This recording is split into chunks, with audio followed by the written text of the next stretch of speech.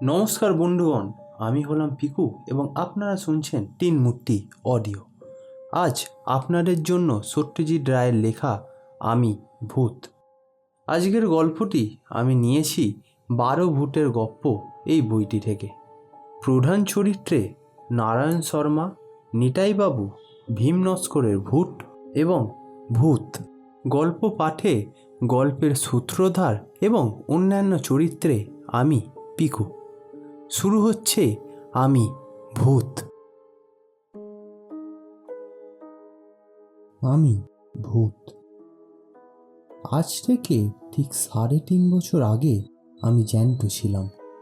সেই সময় এই দেহ ঘরে, এই বাড়িতেই আগুনে পুড়ে আমার জ্যান্ত অবস্থা শেষ হয়। এই বাড়ির নাম লিলি ভিলা। আমি এখানে এসেছিলাম আমার এক বন্ধুর সঙ্গে ছুটি কাটাতে। একদিন স্টোভে চা করতে গিয়ে স্টোভ ফেটে আমার কাপড়ে আগুন ধরে যায়। আমার মুখেও আগুন লেগেছিল, এইটুকু আমার মনে আছে। তারপর আর কিছুই মনে নেই। তারপর থেকে আমি বাড়িরই বাসিন্দা হয়ে গেছি। আমার চেহারাটা এখন কি রকম তা আমি নিজেও জানি না, কারণ আয়নায় ভূতের ছায়া পড়ে। জলেতেও যে পড়ে না সেটা বানুজ্যেদের পুকুরে পরক্ষরে দেখেছি। খুব যে আহামরি চেহারা নয় সেটা বুঝেছি একটা ঘটনাতে। লিলি ভিলায় 2 বছর আগে একটা পরিবার ছুটি কাটাতে এসেছিল। সেই পরিবারের কর্তা একদিন আমার মুখোমুখি পড়ে গিয়ে চোখ কপালে তুলে ভিমড়ি খেয়ে গিয়েছিলেন। দোষটা আমারই। ভূত দেখা দেবে কি অদৃশ্য থাকবে সেটা ভূতের মেজাজের ওপরই নির্ভর করে। আমি অদৃশ্য থাকতে চেয়েছিলাম, কিন্তু অন্যমনস্কতার ফলে ভুল করে দেখা দিয়ে ফেলেছিলাম। এই ঘটনার পরে বুঝতে পেরেছিলাম যে আগুনে পুড়ে শরীর আর মুখের যে অবস্থা হয়েছিল, ভূতেও সেই অবস্থাটাই রয়ে গেছে। এই ভিমড়ি দেওয়ার ঘটনার পর থেকেই এই বাড়িতে আর কেউ আসে না, কারণ হানা বাড়ি বলে এটার একটা বদনাম রটে গেছে।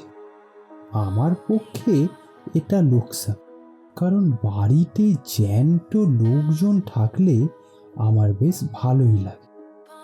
না হলে তো সেই একা একা দিন কাটানো। ভূত এই টল্লাতে আরো অনেক আছে, কিন্তু এই বাড়িতে তো নেই, কারণ এখানে আর কেউ কখনো অপঘাতে মরেনি।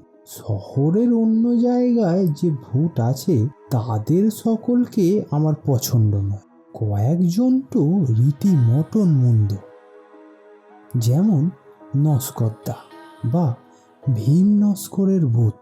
ওর মতন কুচক্রী ফন্দিবাজ ভূত দুনিয়ায় আর দুটো হয় না। এই দেহঘরে কিছুদিন আগে লক্ষণ ত্রিপাঠী বলে এক পোস্টমাস্টার ছিলেন। লক্ষণের সঙ্গে সাপে নেউলে সম্পর্ক ছিল স্টেট ব্যাংকের কর্মচারী কান্তিভাই ডুবের। এক সন্ধ্যায় লক্ষণ ত্রিপাঠী পোস্ট অফিস থেকে ফিরছিলেন। সাহাবাবুদের বাড়ি পেরিয়ে মাঠটার কাছে আসতেই ভীম নস্করের ভূত করল কি, ঝপ করে একটা তেঁতুল গাছ থেকে নেবে ত্রিপাঠী মশাইয়ের দিল ঘাটটা মোটকে। ব্যাস, তারপর যে কি হুলুস ঠুলুস, থানা, দারোগা, কোর্ট কাচারি, মামলা মোকদ্দমা, সব শেষে ফাঁসি পর্যন্ত। কার ফাঁসি? লক্ষণ ত্রিপাঠীর দুশ্মন কান্তিভাই ডুবের। যে খুনটা করলো ভীম নস্করের ভূত, ঘটনাচক্রে সেই খুনের জন্য দায়ী হলো কান্তিভাই ডুবে। এই উধর বোঝা যে বুধর ঘাড়ে চাপবে সেটা জেনে শুনে নস্করের ভূত করেছিল কাণ্ডটা। আমি বাধা দিয়ে নস্করদাকে বললাম যে তুমি এই কাজটা ভালো করনি। ভূত হয়েছ বলেই যে জ্যান্ত মানুষের অপকার করতে হবে এমন তো কোনো কথা নেই। তুমি তোমার রাজ্যে তোমার ধান্দা নিয়েই থাকো, আর জ্যান্টরা থাকুক তাদের ধান্দা নিয়ে। দুই জগতে ঠোকাঠুকি হলেই যত অনাশ সৃষ্টি। আমি নিজে সজ্ঞানে কোনো জ্যান্ত মানুষের অনিষ্ট করতে যাইনি। বিশেষ করে যেদিন থেকে বুঝেছি যে আমার চেহারাটা মানুষের মনে আঘাত জাগায়, সেই দিন থেকে আমি একদম সাবধান। লিলি ভিলার পিছনে আম কাঁঠাল বনের এক পাশে একটা পুরানো ভাঙা মালির ঘর আছে। সেইখানে আমি পড়ে থাকি বেশিরভাগ সময়টা। অবশ্যই লিলি ভিলা এখন অনেক দিন থেকেই খালি, কিন্তু কাছে চৌধুরী বাড়ি থেকে ছেলেরা এখানে লুকোচুরি খেলতে আসে। আশ্চর্য, এই ছেলেগুলোর একদম ভূতের ভয় নেই, কিংবা হয়তো ভূত আছে জেনেই তারা এখানে আসে। যাই হোক, সেই সময়টা আমাকে একদম অদৃশ্য হয়ে থাকতে হয়। বড়রাই যদি আমাকে দেখে ভিড়মি যায়, তাহলে ছোটদের কি অবস্থা হবে ভাবো তো। ওসবের মধ্যে বাবা আমি নেই। তবে এটাও ঠিক যে ভূতেদেরও একা একা লাগে। আমারই একটা ভুলের জন্য লিলি ভিলা এখন হানাবাড়ি, তাই এখানে কেউ এসে থাকতে চায় না। আর আমিও জ্যান্ত মানুষের গলার আওয়াজ, তাদের চলাফেরা, কাজকর্ম, হাসি তামাশার শব্দ কিছুই পাই না। তাই মনটা এক এক সময় হু হু করে ওঠে। জ্যান্তরা যদি জানতো যে ভূতেরা তাদের সান্নিধ্য কতটা পছন্দ করে, তাহলে কি তারা ভূতকে এত ভয় পেত? কখনোই না।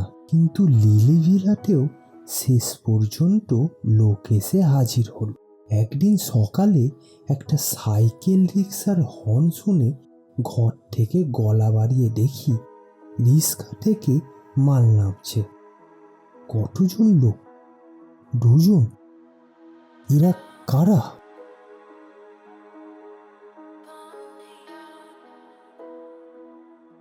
শেষ হলো আমি ভূত। ভিডিওটি ভালো লাগলে লাইক, শেয়ার এবং সাবস্ক্রাইব করতে ভুলবেন না, এবং কমেন্ট করে জানাবেন কেমন লাগলো এই ভিডিওটি। দেখা হচ্ছে পরের একটি নতুন ভিডিওতে। ভালো থাকবেন এবং সুস্থ থাকবেন।